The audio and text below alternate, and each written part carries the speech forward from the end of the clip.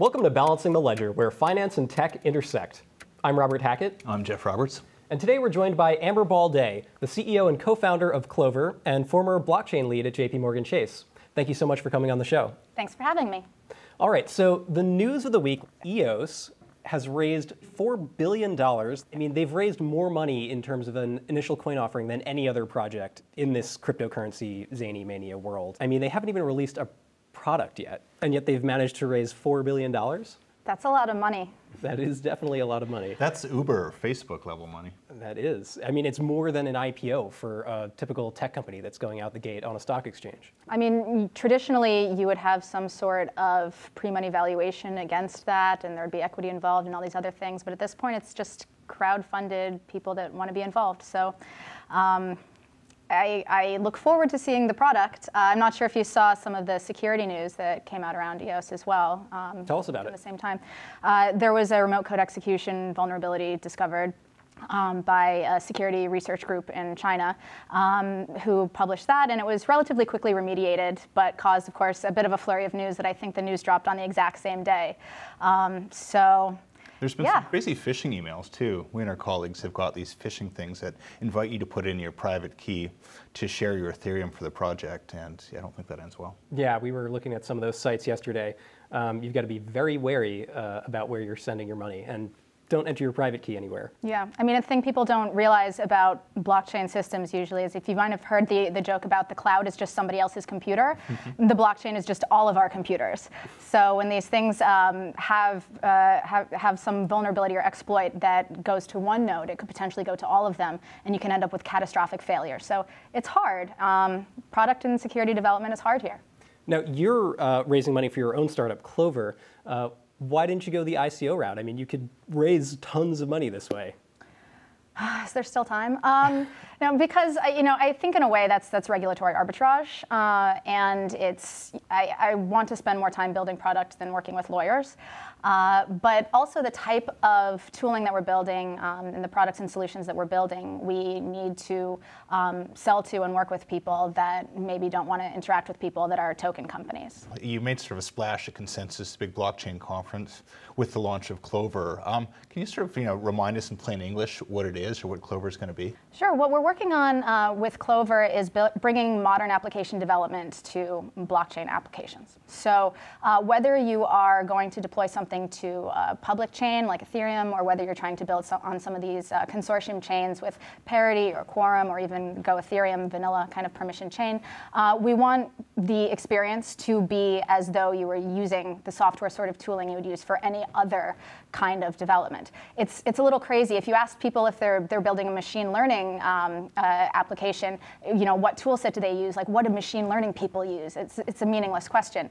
For some reason, the tooling in the quote-unquote blockchain space just hasn't caught up. So we're working on bridging that gap and making sure that there's discovery mechanisms for those applications, and that the whole middleware layer of services that will make these apps useful and usable, whether that's data feeds or core, very unsexy utilitarian things like DNS, et cetera, that they exist. We're making it easy for other people to bring their vision to life. Well, what sort of people should think of using Clovyr? Who's going to come to you? Who are you going to help the most? Hopefully, it's people across the spectrum. I mean, it's kind of like asking who's going to build a website. You're going to get people who want to build their Fortune 500 corporate website, and you're going to get people who want to stand up their small local business or little nonprofit, and you're going to get other individuals that want to write a blog. So the idea isn't to go out and capture everyone who wants to build a website and say, we're going to build this for you. It's to create, what's the Ruby on Rails equivalent that caused this explosion of websites to appear and businesses to get up on the web for the first time. Creating that kind of interconnectivity for that next generation internet is really what we're working on. Let's talk a little bit about this shift that's happening in the blockchain world right now for businesses. We've talked a little bit about this in the past. You've kind of used the analogy of private and public clouds. Tell us a little bit more about that.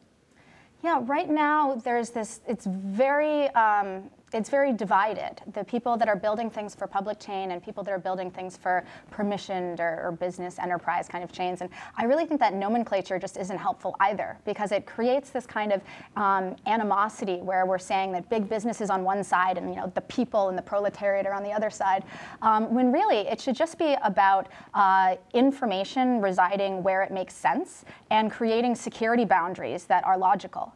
So exactly in the security case they were talking about it for EOS a second ago, if you have something that's going to infect an entire network and you have a security boundary around that, well, if you're on the other side of that boundary, you're potentially protected. So creating an internet of value that's a bunch of networks connected together, much like the internet is a network of networks, it's just a lot more pragmatic. It's not about being a maximalist on either side of the fence. For blockchain in general, where are the users? Because what strikes me right now is the average person reads about this and they want to go use some blockchain. And just as in the past era when the internet came, it took a browser, it took Netscape for people to go, that's how it works. And so far, I'm not seeing something analogous to Netscape. How far away are we from that when the average person can actually kind of go and explore the blockchain for themselves? Mm-hmm. There's a lot of mobile-first development that you see for end-user applications. So a lot of the kind of payments apps that you're probably familiar with, and that's great. We could use more full applications. There's some browsers that do exist, like Mist browsers, etc. But people are just starting to download them because you have to know where you're getting to want to download them and use them.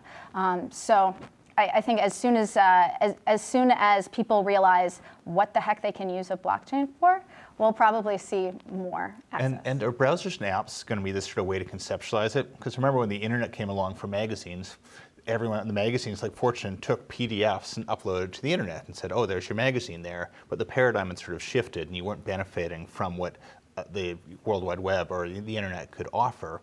And in the case of blockchain technology, are browsers and apps, to restate my question, the right way to think of it, or is there going to be some sort of new user interface to explore it?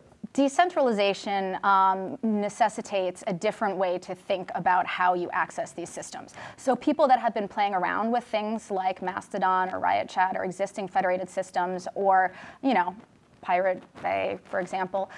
There are other examples of peer-to-peer systems that were not blockchain-based. So, and they have user bases. So just getting people to understand what the value to them is going to be is all we have to do. And that there has been too much focus on the investment side, and therefore it's really taking away from people, it's the difference, are you building, are you investing, it's taken away from the focus on, hey, this thing is really cool, I can meet my friends here, we can swap CryptoKitties or whatever it is.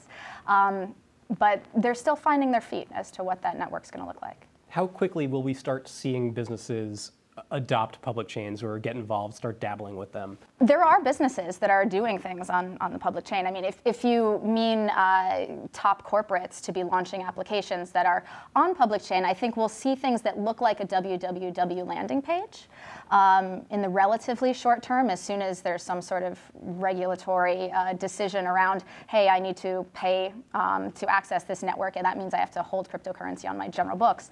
That's dissuasive.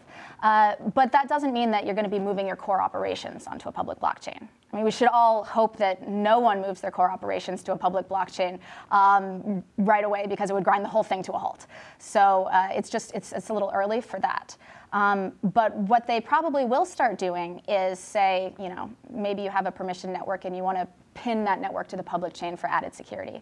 Or maybe one of these self-sovereign identity things really does take off, and so you want to start letting your users authenticate with that, or maybe checking their credit history from what's on their wallet. Then you're going to say, hey, maybe that information is on the public chain. Let's figure out how to integrate with that.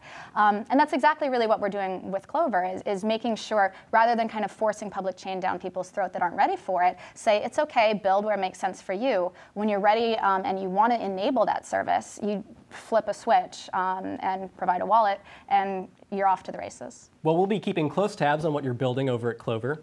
That's all we've got time for. Thank you so much for joining us, Amber. Thanks for having me. I'm Robert Hackett. I'm Jeff Roberts. For more Balancing the Ledger, please visit fortune.com. See you next time.